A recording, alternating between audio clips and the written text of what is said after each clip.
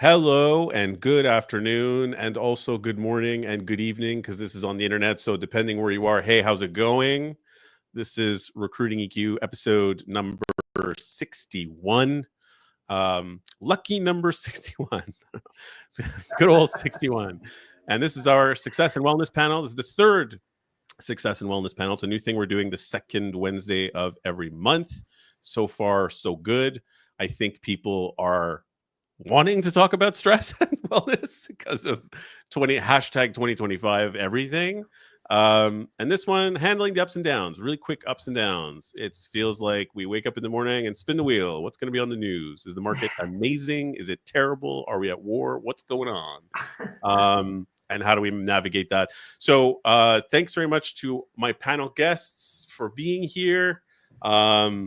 I would love to go around the room, and if we can each introduce ourselves and a little bit about what we do. Who would like to go first? I'll go. Oh, there you go. You go. I'll go.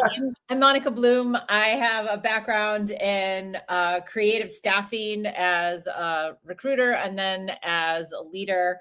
And then I became a coach for leadership inside staffing, because I have an Ayurvedic background, which is the science of longevity and well-being for all people. So I have combined both of those things for the sake of building businesses. And now I help people build their business and thrive with the roots of Ayurveda well-being to help them succeed. Amazing. Thanks, Monica. Who wants to dive in next? I'm happy to go. Yeah, I'm Alicia Fazio. I am also a historic staffing professional who started up my own creative and digital staffing agency in 2014, sold it in 2023 to the company who I work for right now, which is Work Genius, which started as a freelance management solution. So basically a technology platform that manages the contingent workforce for all of our clients, with a hybrid solution being the staffing behind it. So it's a hybrid technology platform with the human approach as well for traditional staffing. Awesome. Thanks, Alicia. You're welcome. Lori, you want to take it? Yeah, I'll go next. My name is Lori. I'm a senior account executive at Kelly Services, another staffing alum, maybe, although I'm still working in staffing. My background is I do work in sales, which I think right now is a very stressful time for a lot of industries, especially staffing. On the personal side, I also am a certified Reiki practitioner. I also do tarot and spiritual coaching and mentoring as well. So I think that kind of helps with the stress management level. Sick. We didn't get into the tarot last time. Can we do tarot? I'm Italian. The tarot runs deep in all sides of my family. Are you kidding me? Oh, yeah. Alicia, do your family do tarot too, Alicia? As a I don't think so. No. I'm Tarot is in like cards? Yeah. Tarot cards. Yeah. No, not my family. Nope. Okay. They're not. Yeah, they're just the big eaters. Yeah. So are mine. They're just witchy, I guess, too. Jessica, would you like to go next? Hey, y'all. I'm Jessica. I am the only person here not ever in staffing, but I was a hiring manager for a really long time, worked in corporate for many years, director of ops, and now I am in sales and I own my own business. So 2 incredibly stressful things. And I'm surviving, I'm thriving, and having a great time. So I'm excited to be part of this conversation. Fantastic. Thanks, Jess. And just to point this out too, location-wise, first of all, for those of you who don't know this, I'm Rick. I host this podcast every week, and I'm the SVP of an international rec-to-rec called Raymond George Consultancy. And yeah, Recruiting EQ is every Wednesday at noon. Come all the time. Okay, disclaimer done. We got Jessica who's here in Austin, Texas. Yes. We've got Monica who's in California. Monica, where are you? Are you in LA? You're in LA, yeah. Right? Yeah. We've got Alicia who's in New York. Are you in New York today, Alicia? You are. I am in New York. Yep. Awesome. And Lori, you're here in Toronto with me, yeah? Yes. Yeah, I'm in Toronto. I mean, not literally with me, but in the same city. Okay. Yes, let's clarify that. Awesome. Yeah. So we've got a kind of a coast to coast, north to south, Canada, US coverage today as well. It's like a 4 points of, we just needed someone in Vancouver, I guess, and we would have had it all. quick disclaimer as well. I said I was done with disclaimers, but I'm not. We are going live on multiple channels right now. So this is going live on Facebook, on LinkedIn, on YouTube, and on X. If you are on one of those platforms, please feel free to comment anything you would like to ask. We usually get great participation, especially on these panels. So any kind of question you have for anybody on the panel, either directly or indirectly, or about stress management in the workplace, please go ahead and give us your stories, your anecdotes, your questions. Just bear in mind, we are not on the platform that you are on, so you cannot message us directly and ask us sidebar things. That's just a thing that's happened. That's why I bring it up. And we will see the comments come in. When there's a lull in the conversation, I will happily read them out. We're not going to name you for the purpose of privacy because you probably should be working right now, and then we don't want to get you in trouble. So there you go. Disclaimer done.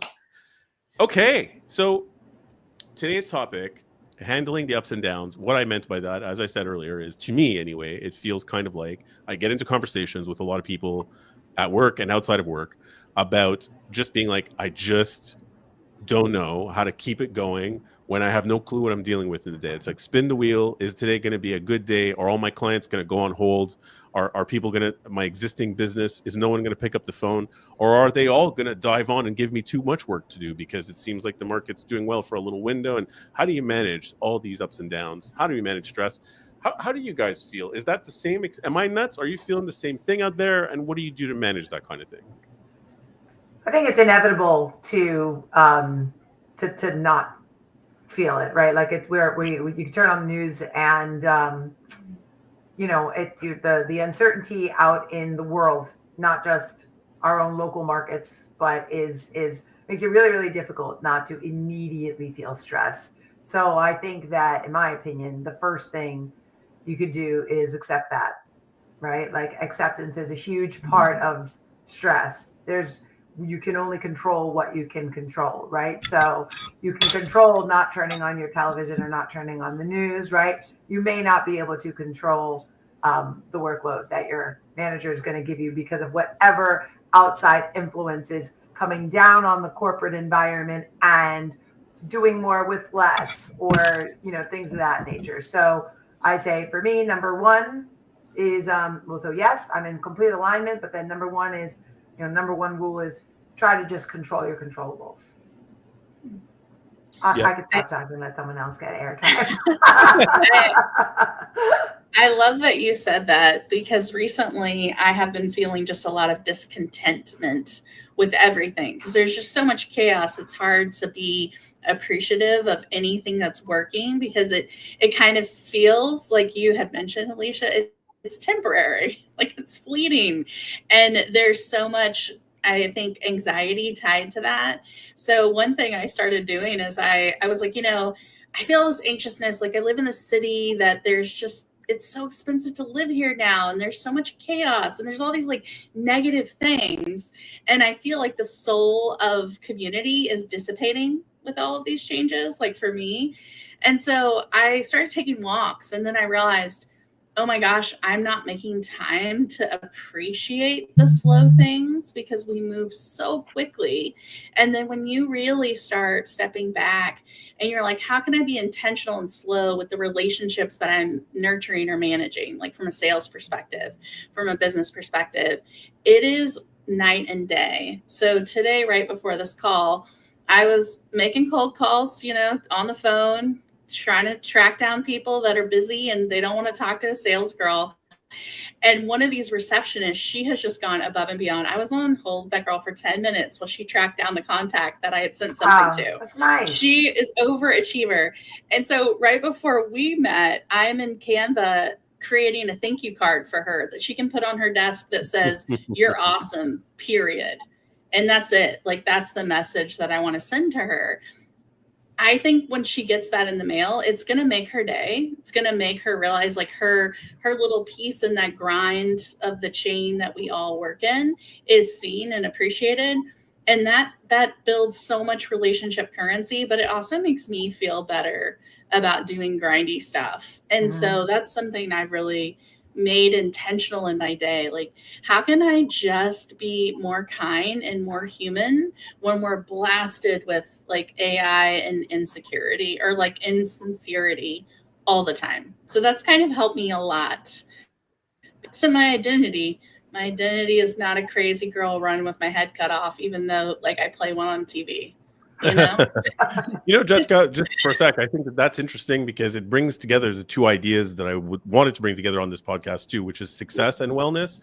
And it's just like, you also want a really valuable gatekeeper at a potential client who's actually going to participate in whatever else. That's an inroad to that company. You want that buy-in. So it is just a creative way of standing out to a potential client as well, but it is also more human and does make you feel better and make you sleep better at night and make them like you more in a real way. So it's like, I don't think those two things have to be at odds, where I feel like a lot of people that I talk to are just kind of like, I can't meet my quotas or whatever else and stay sane. That's the problem. I can't do both. But I think, maybe there's creative ways to do it. So thanks for that anecdote. Yeah.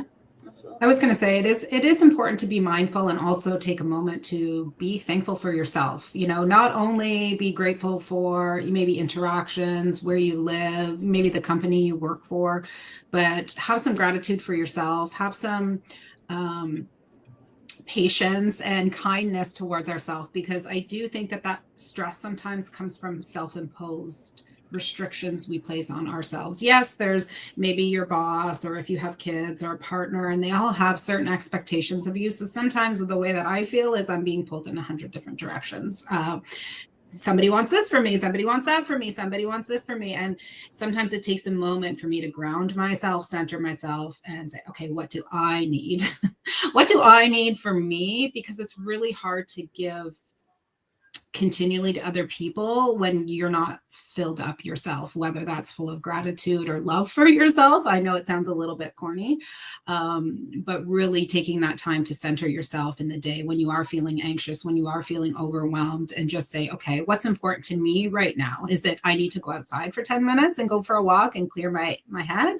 Do I need to pick up the phone and just get that reassurance for somebody who I know is going to love and support me and give me those words of encouragement before I continue making those cold calls? Because I'm sure everyone who's been in sales, sometimes that repetitive nature of picking up the phone and not getting anywhere can feel very defeating. And then uncertain. You kind of question yourself, am I doing something wrong? Is there something wrong with me? So that centering and grounding ourselves, I think, is really important, and it's not done enough in this society where we're encouraged to continually to give more, do more, be more. Sometimes we do need to slow it down. Yeah, I just have a couple things to add, because a few things. Alicia mentioned the news. I don't watch it. Me either. I don't start my day with it. I don't mess with it. I do not, because why would I do? All I'm going to do is get stressed about these things that I can't control. So that's number one. And number two is we cannot always think our way out of stress. We need to use the other parts of our body. Sometimes we need to get up and sweat. Sometimes we need to take totally different actions. If we're stressing about our business and the things that we have been doing for, a while hasn't worked, it's time maybe try something else, try something different, take a different action, take something that's different, and that changes the mind. So Ayurvedically speaking, when we want to change the mind, we need to move the body. So if you can't think your way, positive thinking can also inspire the action, right? This is how they go together, mind, body, they go together. But if it's hard to think, if it's hard to think your way out of feeling stressed or worried or anxious, and oh my gosh, today is one day, but oh my gosh, what's tomorrow going to bring? Oh my gosh, what's 3 months going to bring? Oh my gosh, my business is in the toilet. Oh my gosh, but okay, but maybe tomorrow will be better. All of that can be calmed by Jessica's really cool story about giving some appreciation, but she took an action next to that appreciation and kind of put them side by side. And now this nice person's going to get this card. And, and even, Lori saying take that moment of gratitude, appreciate yourself, self-love, all that stuff. Maybe there's an action that goes to it. Write it down. How do you appreciate yourself? Why do you appreciate yourself? We understand the power of gratitude lists, but it really is putting the mind together with the action with the body, and also buffering what you allow into your 5 senses. I'm not going to allow certain things into my senses. And I think the combo of that is it gives us a lot of control, which is going back to what Alicia said originally, do what's within your control. And that is our mind, our body, and the way we use it as like an instrument of like all good things coming into it, and therefore taking good actions that come out of it. Everything else out of our control. Doesn't matter. But like Jessica's cool card, that's totally in her control. Yeah, putting I out. think you're right. Go ahead. Sorry, Rick. No, please. Yeah, no, I think you're right, Monica. I think that it's important to recognize those of us who don't know how to think their way out of stress, right? And that's really important. And because not all of us have the same skills or resources to do that, right? So something else that I've used in my theme of control your controllables is break it down to basic principles, 5 basic things, right? And I've used this actually in all of my sales training. Like Jessica, I as well, I'm like, born and bred as a sales environment and formally trained in sales. But then I also translate that to my personal life, my husband and my children, right? When the snowball feels so big, right? Unravel it. And this is a little bit like thinking your way out of it, but for those that like maybe don't have like the ability, just pick the 5 things that make you feel like you're just going to get on a bike again and start pedaling again, right? Maybe it's going to the gym, right? Maybe it's reaching out to a family member or right? Go back to the basics that make you feel successful or that make you feel accomplished in that moment, right? We can all pick 1, 2, 3, maybe 4 or 5 things that makes us feel like, okay, I'm just going to get back on that bike and start riding again, right? So if it's during your workday and it's a sales professional, it's go to your network. Who haven't you spoken to in 3 months from now? What's going to make you feel, as you said, Lori, fulfilled, right? But if it's your personal life, it's what do I do that adds value to myself? What do I do that adds value to someone else? Who do I make laugh? Who wants to hear from me, right? And hopefully the majority of people could pick 1 or 2 or 3 things just back to the basics. So that's why I use that all the time. Go back to the basics. Get on that bike and just start pedaling, There was a long time ago when I was a leader, I was managing a team of recruiters in sales. And I was watching, one of the recruiters was new. So she's really junior. And I let her make a lot of mistakes. That's kind of how I trained. I was like, go for it. Make a mess. You're not going to get in trouble. Make mistakes, make them big and make them fast. I will be right here. I'll clean them up for you. And yeah, you will exactly. never do them again because they sucked. Right? That's how they learn. So anyway, she's got, 14 orders or something like that. When I was a recruiter, that was my max. Everybody's got a different level of how many orders they, whatever. But for me, I was like 14 felt like disaster. Anyway, she got 14 and I was like, I got my eye on you. She's like, I can handle it. All right. Next week, she's got 16. I got my eye on you. Now I can handle it. Fast forward, she gets 21 orders. And I was like, I didn't want to say this out loud, but I'm like, you're going to fail on those because you can't handle that with the way we were. You can't handle that many. Anyway, no, I got it. I can do it. I'm like, all right, let me know how you need help. Well, 21 orders. She pulls me aside and she's like, I can't do 21. I was like, all right, get rid of this, move this over there. We've done, this one's dead. Like the whole thing, And we got it down to 3 things.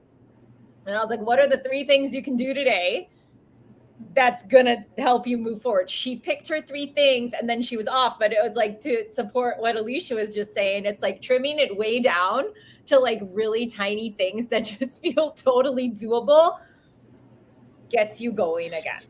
And it's the stifling of like too much information of what's going on in the world and like, well, what's happening to this client? Then you overthink about that. You go over there, you overthink about that. And you have this like world mountain of worry on your head and you just need to take an action.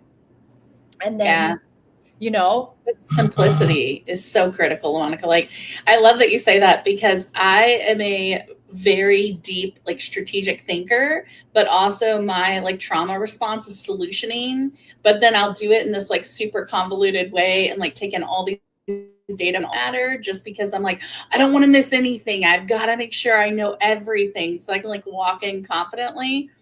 But then I have to remind myself, most people walk in guns blazing with like 2 data points and they're fine. Like we can solve this problem.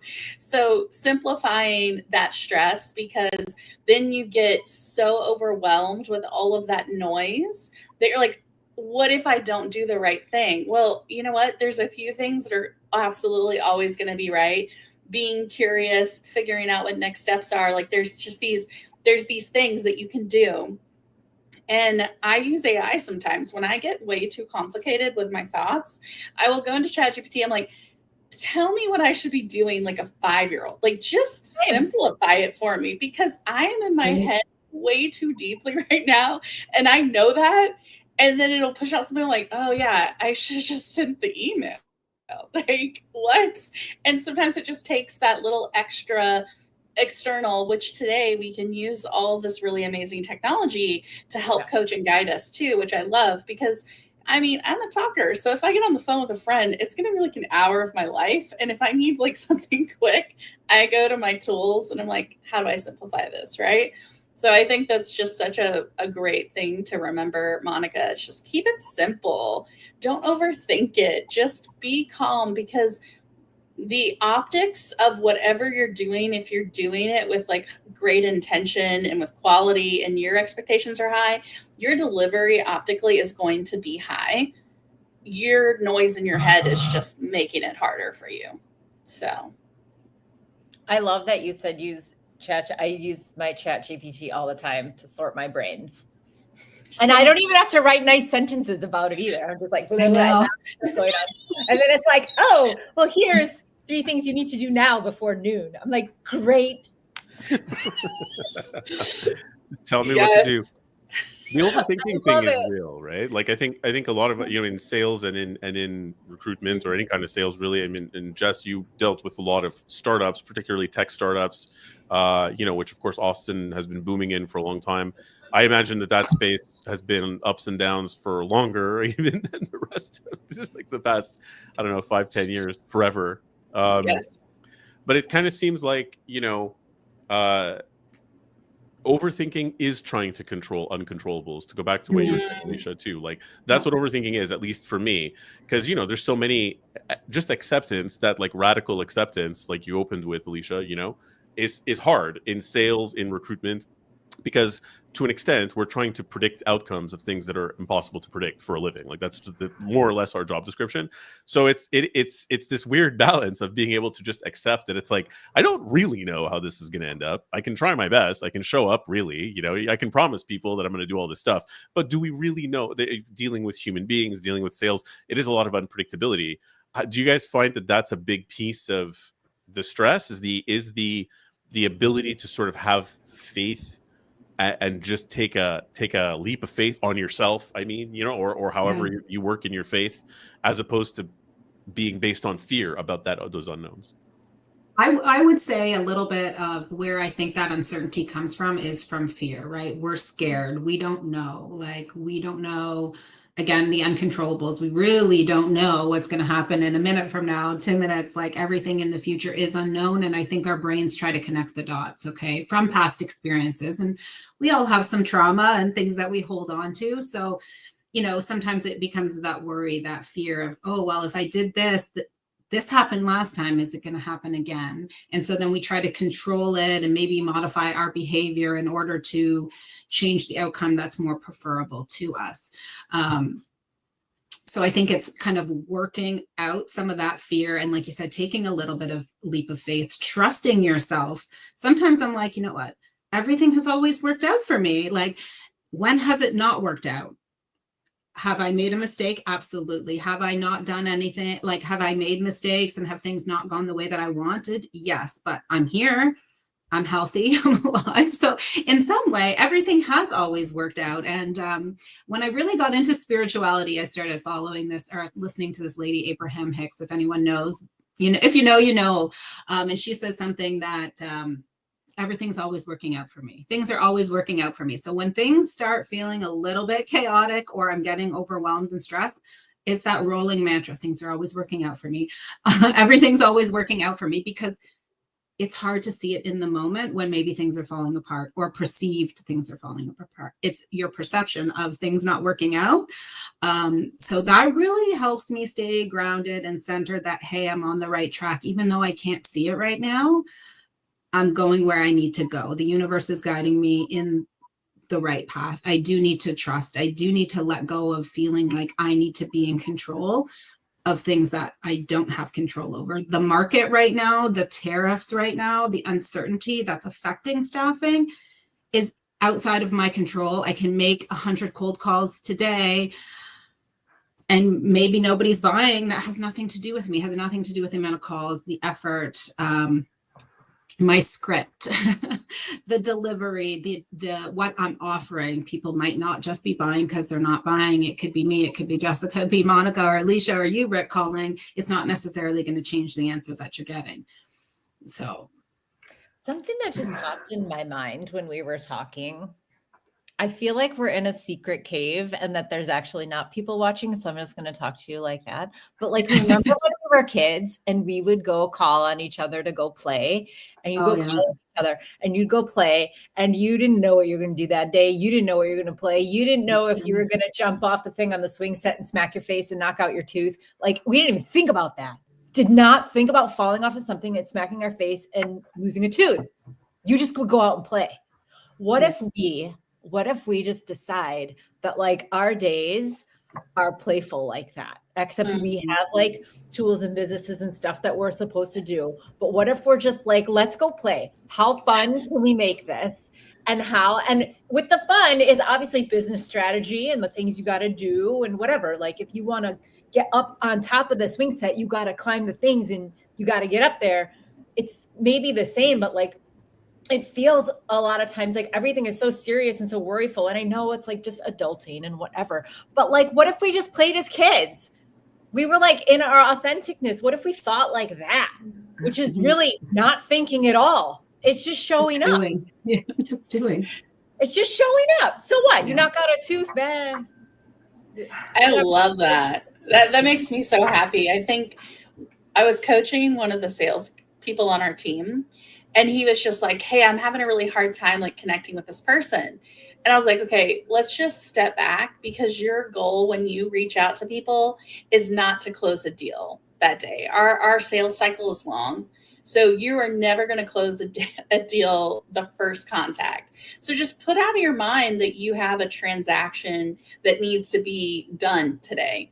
Your goal is to delight someone, to change the game, to give them an experience of communication, of relationship, of human engagement that will make them smile and not say, oh my God, salespeople suck.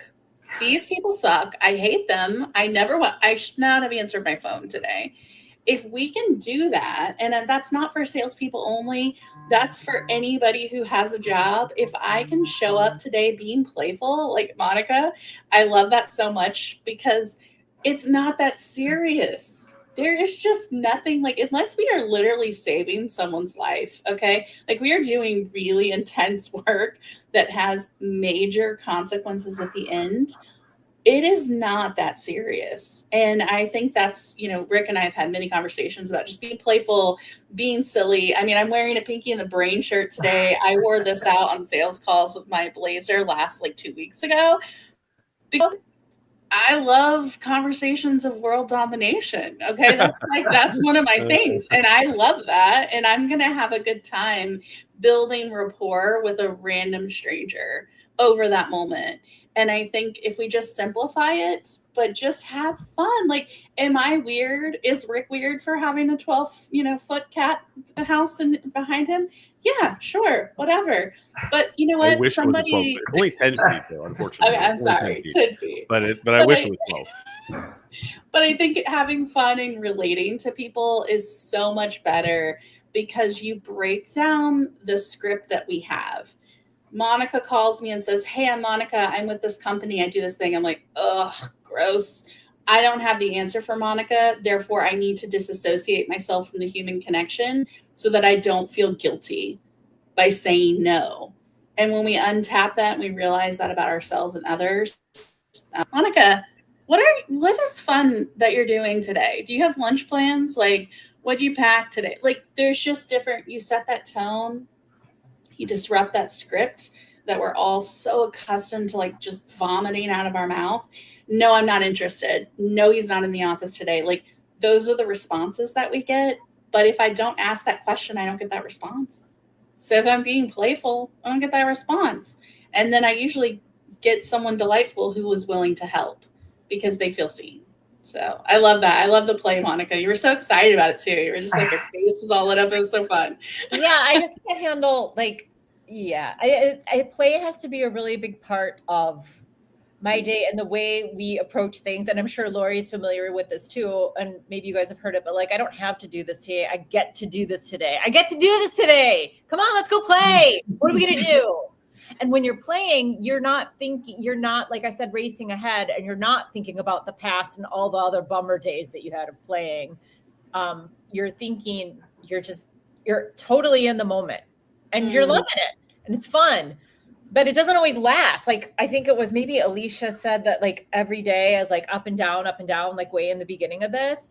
And I think we can also expect that because life is kind of like bathing, right? Like, if you don't do it often, like, things go south. So like, it's a constant, like, it's an effort to stay vibrant. It's an effort to stay, it's a consciousness to, like, stay in the play and stay in the positivity and stay in the game. It doesn't happen by itself, but we can work on it every day. And it's just how we train ourselves to act and think and act. And I think another spin on what you guys are saying in a manner that maybe isn't precisely playful, right? Like, for those of us who don't, like, maybe that's hard to grasp because their boss is so aggressive, or right? So let's imagine an environment where somebody isn't able to execute on playfulness because their business environment doesn't allow for it. Let's just say, right? I think another spin on what you guys are saying, like a parlay from what you guys are saying about playfulness, is inquisitive and desire to learn, right? Like, I've always trained my sales team to don't go out and sell anything. You don't know what they need, right? So get educated, right? And I remember very early on in my sales career, I had no problem saying, can you educate me on this? I want to learn. If I learn about your business, I will be able to learn if I'm going to be a good partner to you, right? Mm-hmm. So, and taking it just back to the health and wellness, like the mental wellness, if we can go out there and not try to, like, shove our way or force a square peg into a round hole, or try to be something, or that idea of snowballing, right? Where I can't control it and I'm anxious and I'm right. So just go out and get educated. Ask good questions. What do I want to know about this? What do I want to learn today, right? Like, we can all, and that's something that everybody can do. We can all learn something, right? So if we go out and be inquisitive in our day, those days where we feel like we're out of control, we're super stressed. Okay, you know what? Strip it. And I always kind of take it back to my principles. I'll go back to the basics. Strip it down, right? Strip it down to the basics. What do I want to learn today? What's going to make, and maybe that initiates conversation with someone else. Jessica, as you were saying, that piques the interest of a gatekeeper who is being so kind to you. And now you're not selling them anything. You're engaging them in conversation because you're asking questions about them, right? And you're asking, and you want to learn about them. So I find that is also another, and I think it does fit right into what you guys are saying about go out and be playful, right? Let's not be something that we don't know how to be or can't be in that moment, right? But if you also can't be playful because you feel like it's a strict environment or whatever, then go out and learn. Go out and educate. Curiosity, yourself. Right? Like, be curious.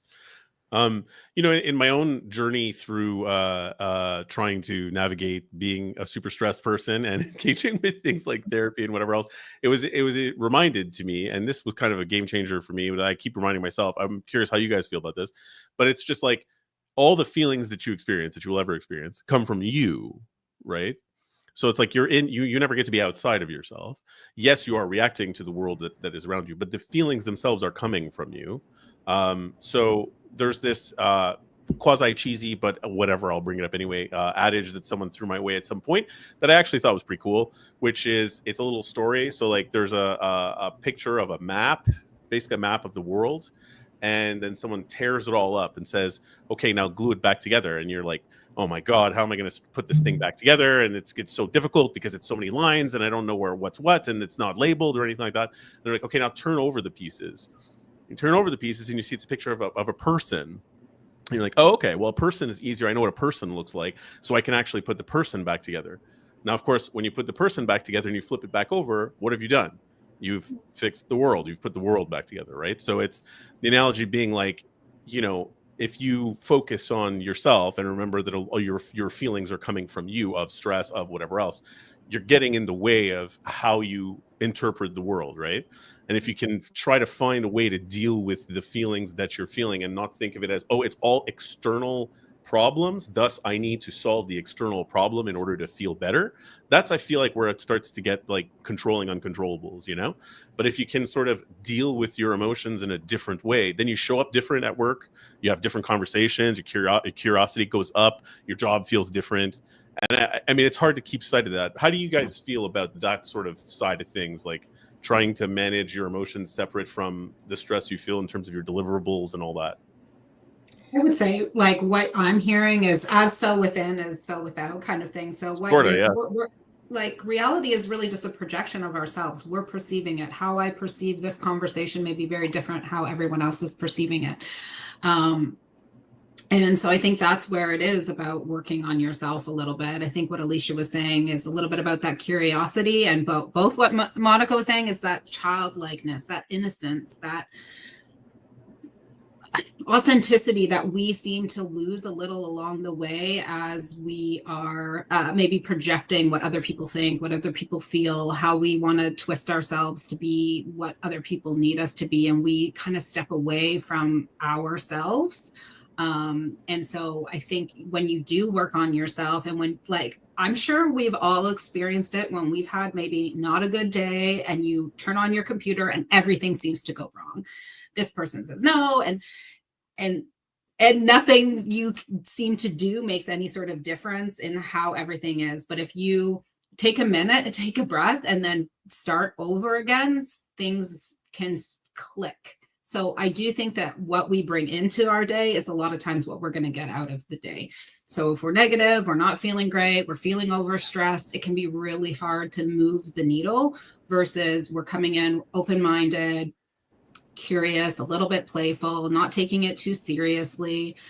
I mean, I was thinking when Monica was talking, like, this is our only life. This is all we have. This moment, this day, this second, this opportunity we have is all we really have.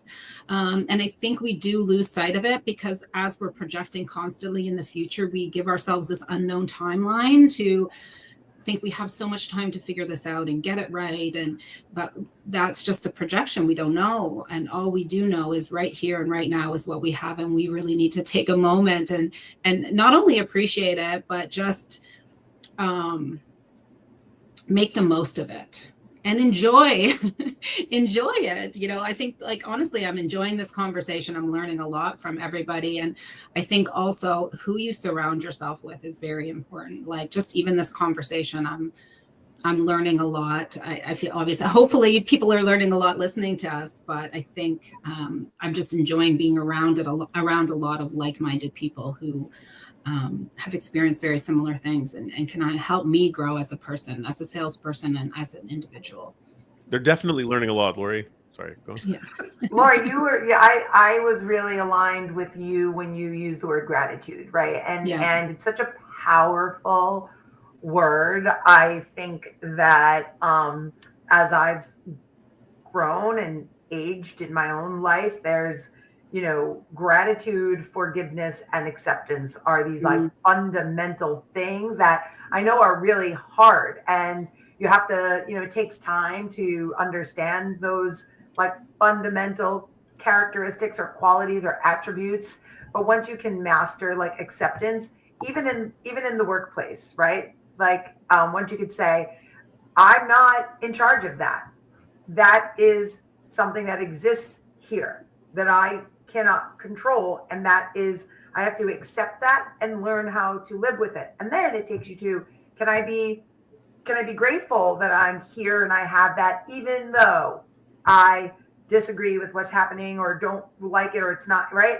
And, and I think that, again, I try to take things down to the, common denominator so that everybody can bite into it and say, can I, is that digestible for me? And I think that gratitude is huge if one can really learn how to master gratitude, because there's so many of us in our workplace or in society that don't believe they have things to be grateful for, right? Like we have to, and how do we get those folks to bite into, how can I find gratitude and make me happy so that I can go forward with accepting the things that I have and don't have and make the most of it, right? So I really liked when you brought up gratitude. It's a powerful tool.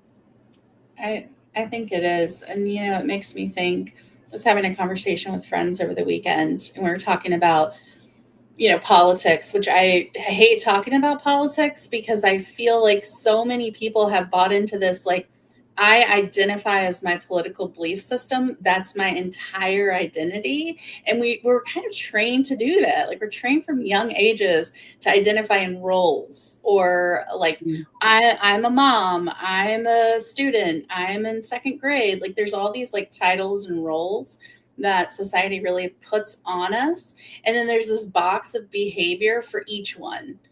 And I'm sorry, humans are way more diverse than that. We are not a box.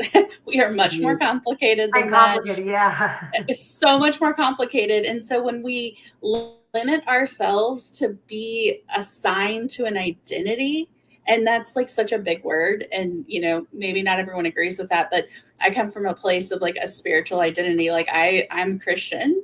And like, there's a difference when your identity is like based in like value systems versus like external factors that you have no control of.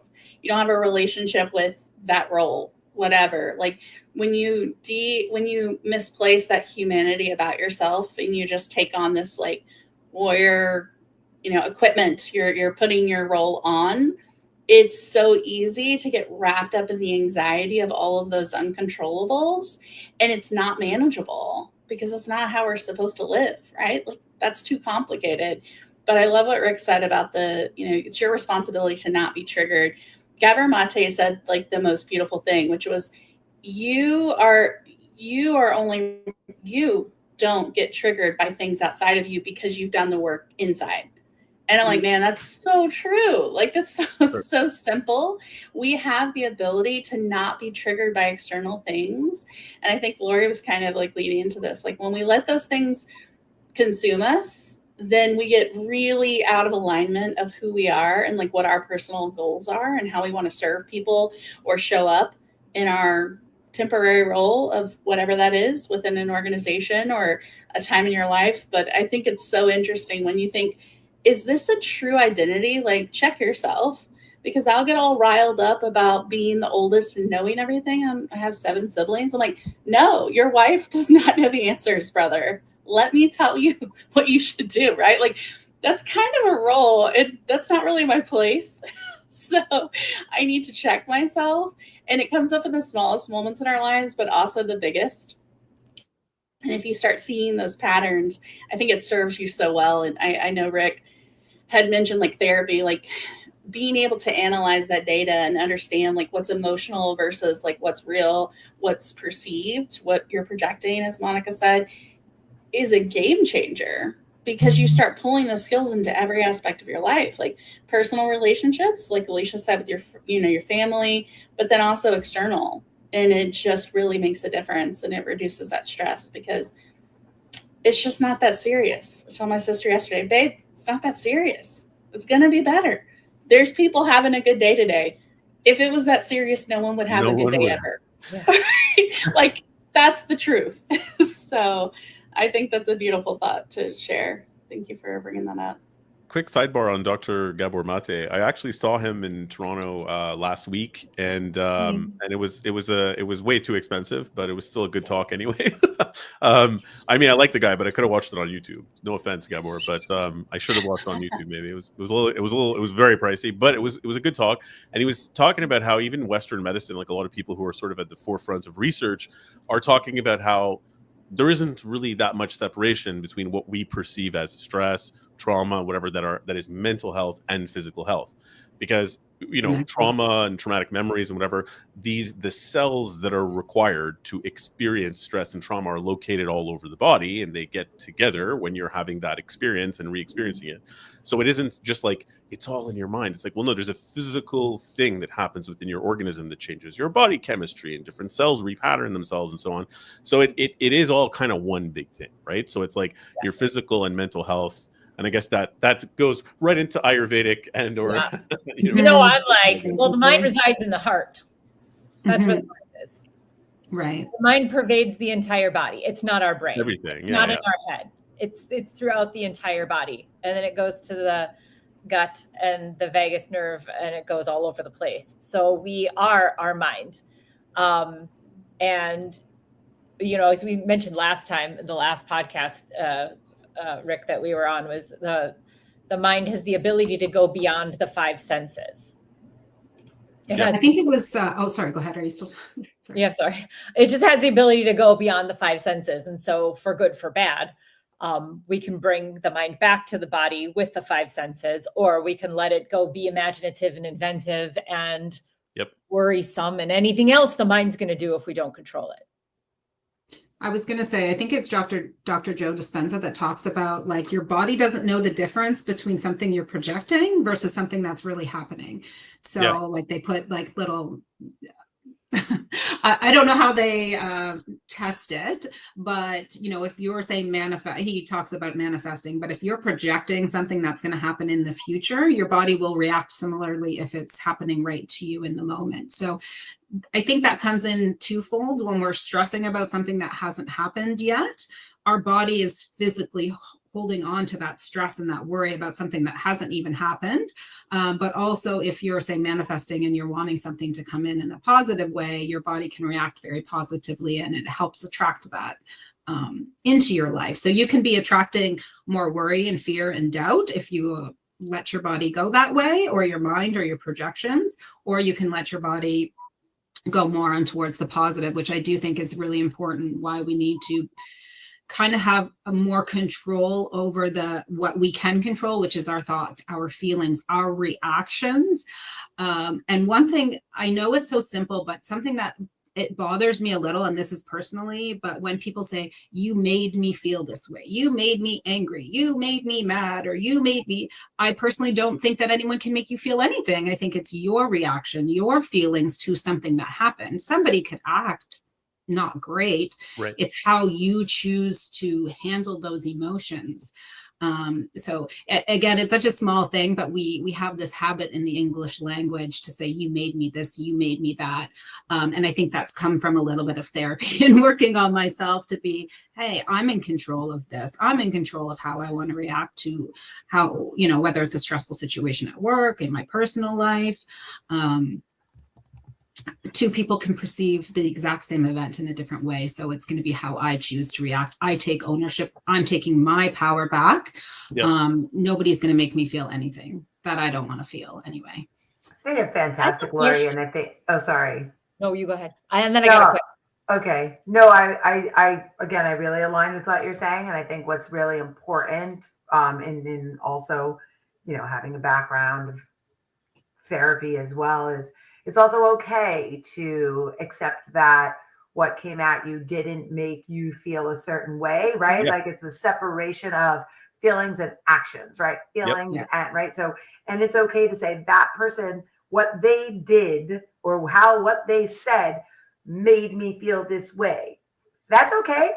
That happened, right? You can't control other people, but how you choose to respond to it is really the identifying, that's what's going to identify the individual, right? So I love that you said that. Sorry, Monica, didn't mean to interrupt you. All good. No, I'm glad you said that. I just had a question. Something that came to mind after Rick asked this question about the puzzle pieces with the person on the one side and the world on the other side. And I wanted to ask all of you, because I definitely feel there's a sense of being whole as far as taking care of your physical and taking care of your mind and thinking all that stuff. But there's another piece of yourself feeling, let's say you're a salesperson and you've tried all of those calls today and you didn't get through to anybody, or nobody said yes to anything or whatever. And it's like, who did I actually help today? And there's this lack of purpose. Mm. And there's a lack of, what am I even doing here? Why am I doing this? And if you stack up too many days like that, of that message of where you feel like your gifts cannot be received by other people in the world, and you're not purposeful in helping people, I think that's a huge problem. And at least it is for me. That's where my mental health gets real teeter-totter, as if I'm like, I don't know what I did or who I helped today. I worked on like my stuff, but I can't see, feel, hear any way it's done good for the world today. Yeah. And I wanted to ask all of you if you feel that, or just whatever. Yeah. I'm going to pop in just to quickly give my 2 cents on that, which is that this is something that I struggled with my whole life, right? Was my sense of purpose was assigned or was directly related to things that I was doing.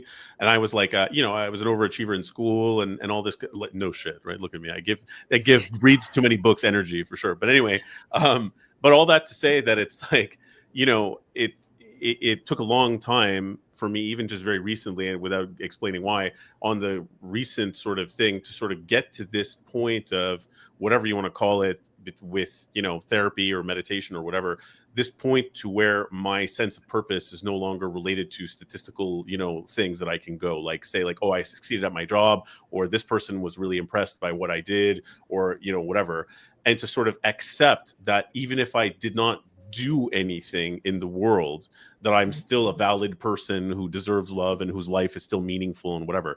I listen to the sound of my voice. I say it almost sarcastically because clearly I'm not there yet, but just to sort of try to separate those two things is a journey that helps me. And the idea here is it's supposed to help you go around the world helping people more and whatever else, because you're not seeking it.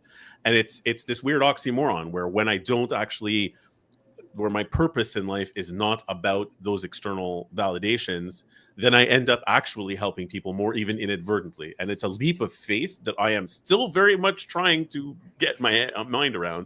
But that's just, it's funny you mentioned that, Monica, because that is a literal thing that I am actively working on a daily basis myself. I think it's inherent too, from the same thing. Yeah, it's inherent because it's like the worlds that we're living in. And I think it's important. Like we come out of the womb, and depending on who you are, it's about, what school are you going to? What how do you identify? Are you a girl or a boy? What labels are we putting on that? Are you born into a religion? Are you born into wealth? Are you not born into wealth? Like, we no longer just come onto earth and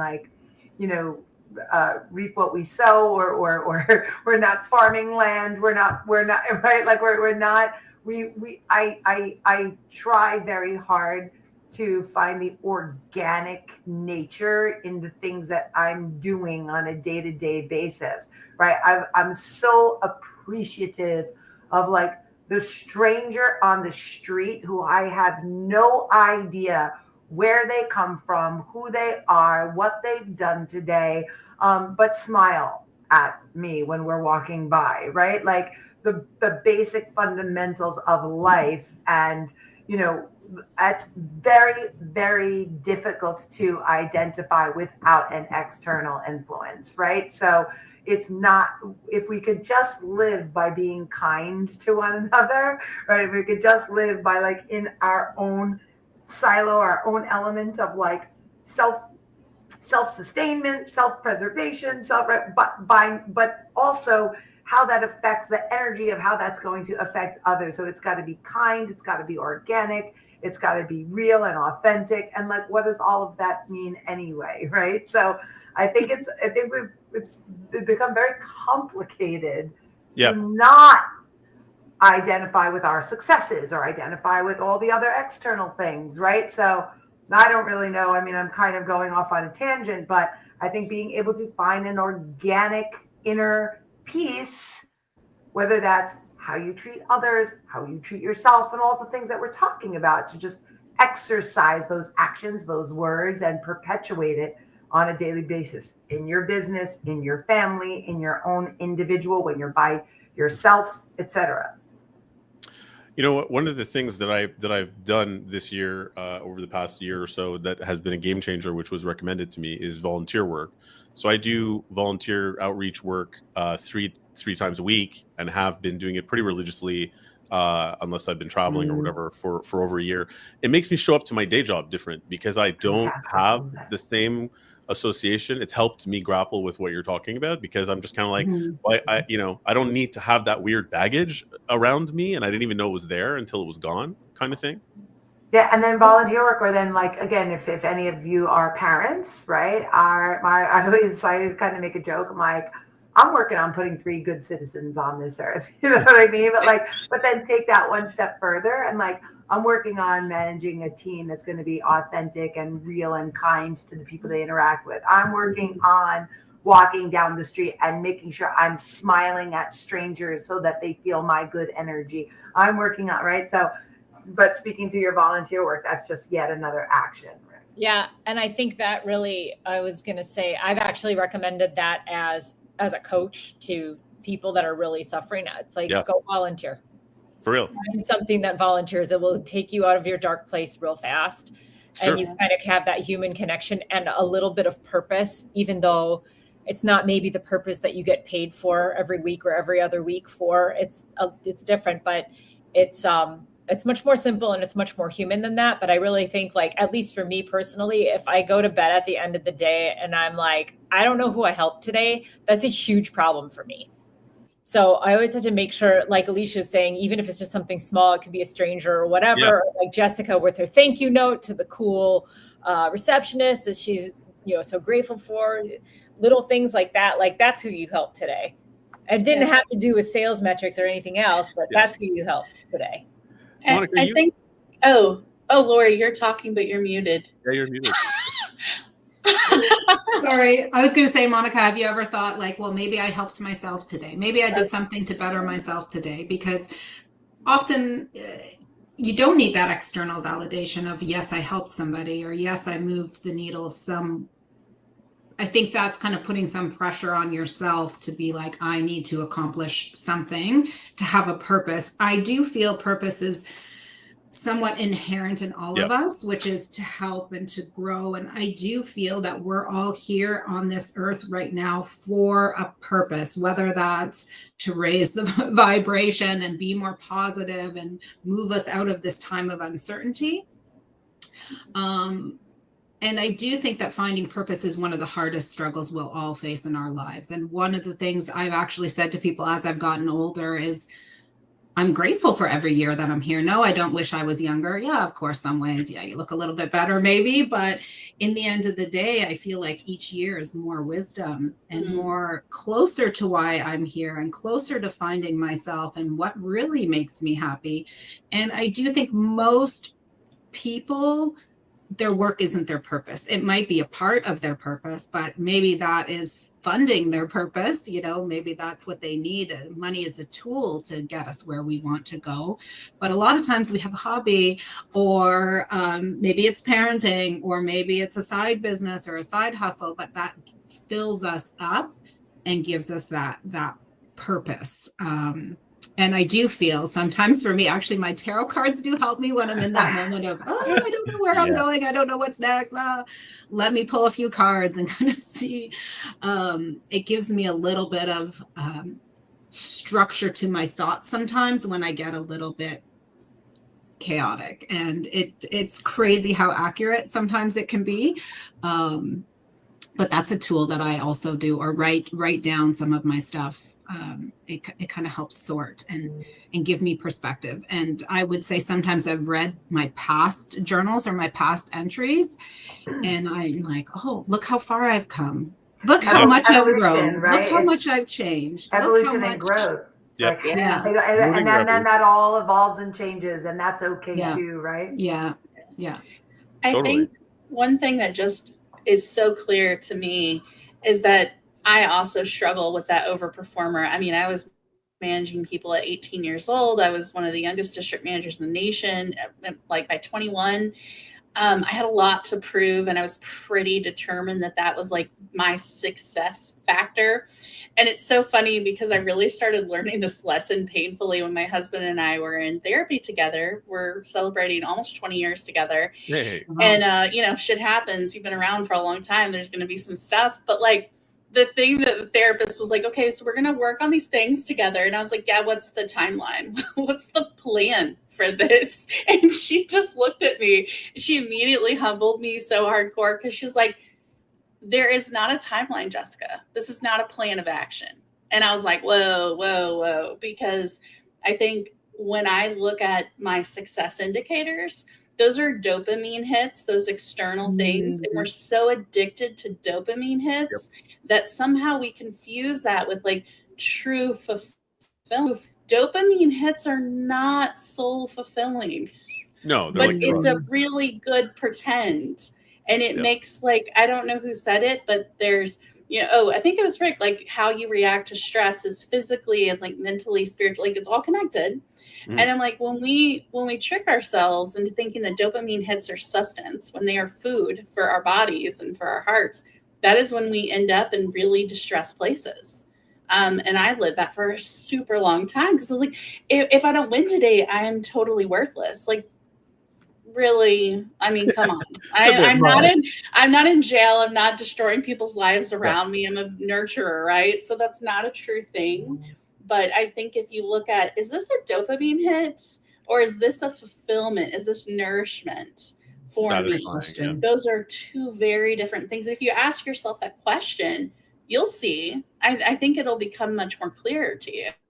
Yeah, for sure. The difference between those dopamine hits, addicted. That's an aha moment for me. It's just the difference between pleasure and satisfaction, right? Like pleasure, the pleasure system being dopamine, the satisfaction system being serotonin. They're different feelings, and if we tap into that a little bit, this is a whole episode for another time. We are over time, and I'm so happy that we've hit the marker so quickly. An hour flies when you're talking about the meaning of existence and purpose. Whatever.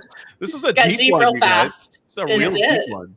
Everyone's listening to this being like, how do I bill another $1,000? Guys, is this thing on? What's missing the point entirely? No. Hopefully they're getting the point and understanding that, the tie-in, I think, between success and wellness is actually asking yourself these questions, what makes it sustainable, right? The point here is if you don't ask yourself these questions, you're going to burn out because that's just what's happening, right? So thank you all for being here. It was a really awesome episode. I cannot wait to do this all again. For anybody who's listening to this after the fact, you can get this anywhere that you listen to podcasts. So Spotify, Apple Podcasts, Alexa, there's a lot of them that I've never heard of before, iHeartRadio. If you find a place that has podcasts and you cannot get this podcast, send me a message because it's supposed to be on there. Okay. Thanks a lot, guys. Thanks so much, Rick. Have a great nice night. meeting everybody. Everybody.